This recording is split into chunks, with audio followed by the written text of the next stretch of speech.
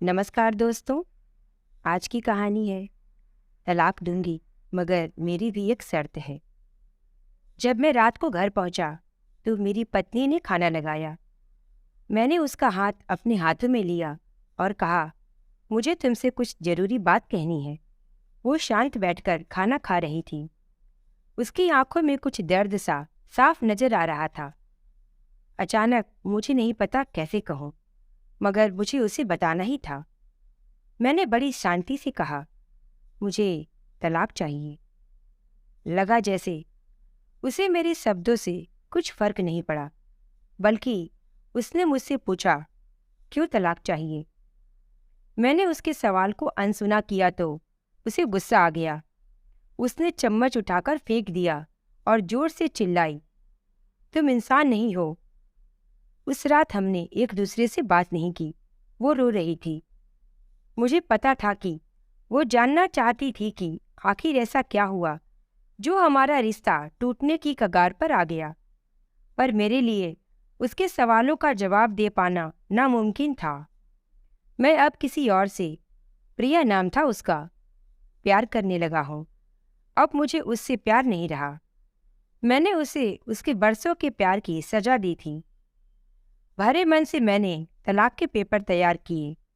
उसमें लिखा था कि वह पूरा घर, कार और कंपनी की 30% शेयर ले सकती है इस तलाक के बदले में। लेकिन उसने उन पेपर्स को देखा और उनके टुकड़े टुकड़े कर दिए। वो स्त्री जिसने मेरे साथ जीवन के 10 साल बिताए थे, वो आज मेरे लिए अनजान हो चुकी थी। मगर मैं क्या करूं? जो हो चुका उसे मैं बदल नहीं सकता था, क्योंकि मैं किसी और से, अपनी पत्नी से भी ज्यादा प्यार करने लगा था। आखिरकार उसके सब्र का बांध टूट गया और वो फूट फूट कर मेरे सामने रोने लगी।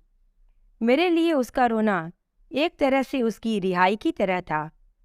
तलाक की ये बात, जो कई दिनों से मुझे परेशान कर रही थी, अब बिल्कुल साफ हो चुकी थी। अगले दिन मैं घर काफी लेट आया।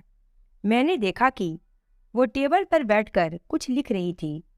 मैंने शाम का खाना नहीं खाया था, लेकिन फिर भी मैं सीधे ऊपर जाकर अपने कमरे में सो गया, क्योंकि पूरा दिन प्रिया के साथ रहने और कई जगह घूमने के बाद मैं थक गया था। वो शायद रात को उसी टेबल पर लिखते लिखते सो गई थी। सुबह उसने तलाक देने की शर्तें बताईं। वो मुझसे कुछ भी लेना नहीं चाहती थी।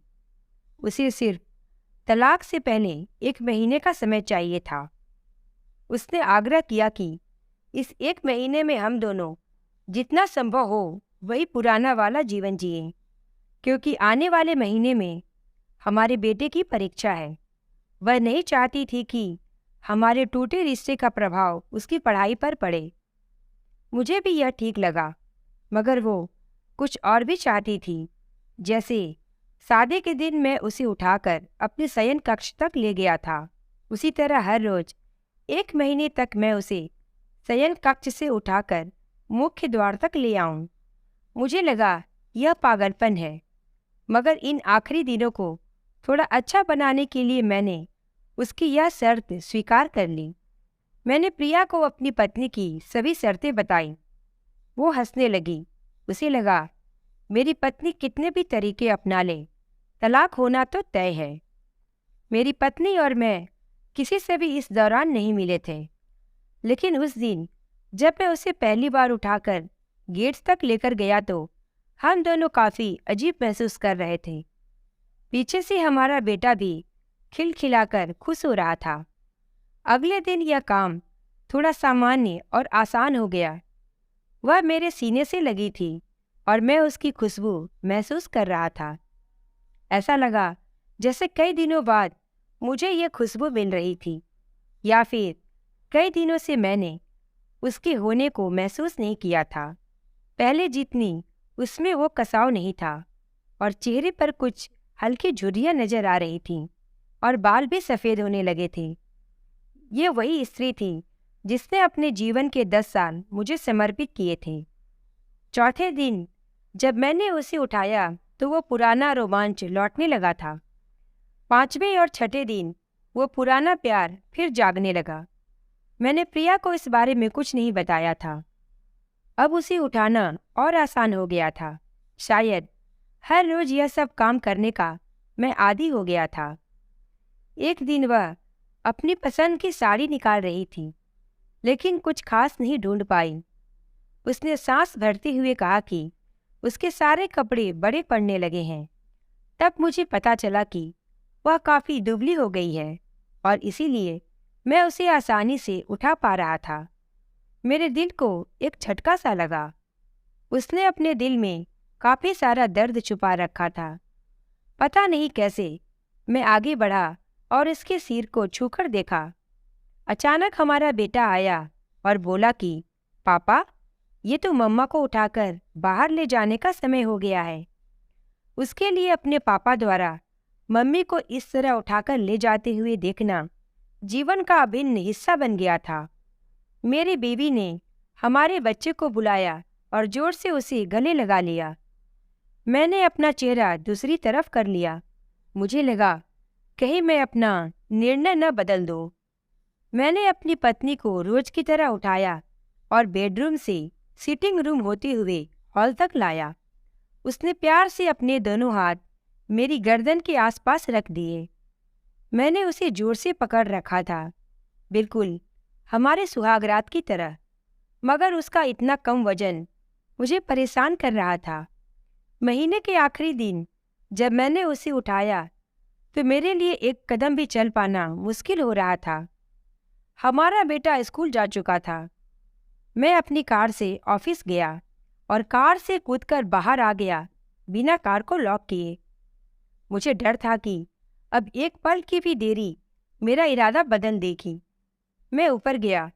प्रिया ने दरवाज़ा खोला और मैंने उससे कहा, सॉरी प्रिया, अब मैं अपनी पत्नी से तलाक नहीं लेना चाहता। उसने मुझे देखा और मेरे सिर पर हाथ फेर कर कहा, तुम्हें बुखार तो नहीं है? मैंने उसका हाथ हटाया और कहा, सॉरी प्रिया, अब मुझे अपनी पत्नी से तलाक नहीं चाहिए। हमारी शादीशुदा जिंदगी शायद हम दोनों के ध्यान न देने की वजह से बोरिंग हो गई थी, लेकिन इसका मतलब यह कतई नहीं कि हम एक दूसरे से प्यार नहीं करते। अब मुझे एहसास हुआ है कि जिस दिन मैं उसे शादी करके अपने घर लाया था, उस दिन से जीवन के आखिरी दिन तक मुझे उसका साथ निभाना है। प्रिया के होश उड़ गए। उसने मुझे एक जोरदार चाटा जड़ दिया मेरे मुंह पर। वह रोने लगी और दरवाज़ा अंदर से बंद कर लिया। मैं सीढ़ियों से नीचे उतरा और आकर अपने कार में बैठ गया। आगे एक फूल वाले की दुकान पर रुका और अपनी प्यारी पत्नी के लिए एक सुंदर सा गुलदस्ता लिया। दुकानदार ने पूछा कि इस पर क्या लिखना है।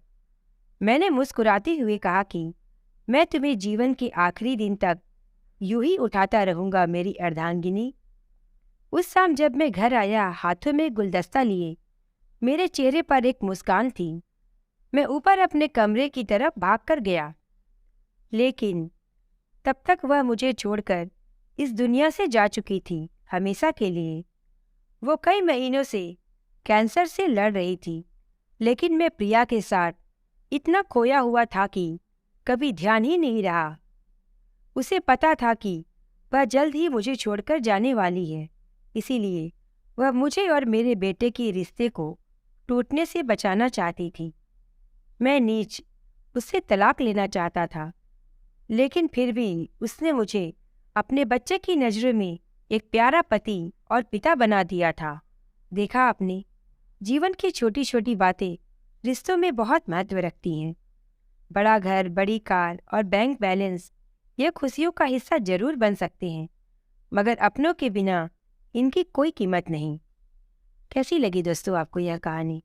मुझे कमेंट में ज़रूर बताएं, और अगर अच्छी लगी हो तो प्लीज़ इसे लाइक और शेयर करें और मेरे चैनल को सब्सक्राइब करें। धन्यवाद।